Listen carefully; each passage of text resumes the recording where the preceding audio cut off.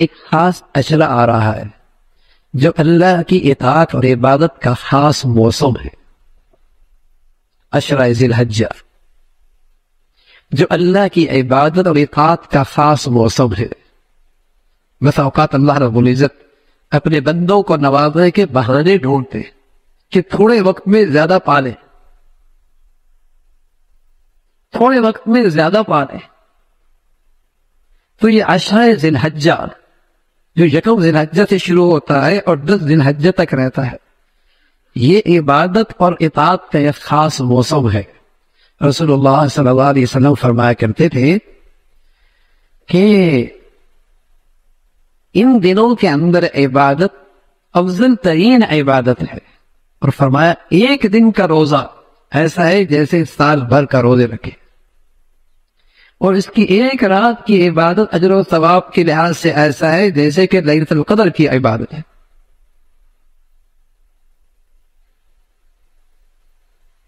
اس کے ایک دن کی عبادت روزہ ایسا جیسے ایک سال کے روزے کے برابر، اور جس کی ایک رات کی عبادت اجر و ثواب کے لحاظ سے ایسی جیسے کہ شب قدر کی بقدر. اور عرفہ کا روزہ 9 تاریخ کا، اس کے بدولت اللہ ایک سال پہلے کے اور ایک سال بعد کے تمام صغیرہ گناہوں کو معاف فرمائے. یہ خاص موسم ہے عبادت کا. اس میں کچھ مسلمان ایسے ہیں جو اس موسم کی ایک خاص عبادت انجام دیتے ہیں جو صرف اسی موسم میں ادا ہوتی ہے، اور وہ حج کی عبادت ہے. حج کی عبادت ہے، اور اس حج کی عبادت میں وہ خوشبو بھی نہیں لگاتے، وہ سلا ہوا کپڑا بھی نہیں پہنتے، وہ بال بھی نہیں کاٹتے، وہ ناخن بھی نہیں کاٹتے. تو حضور علیہ الصلوۃ والسلام نے فرمایا کہ اللہ رب العزت کی ان پر ایک خاص بارش ہوتی ہے رحمت کی.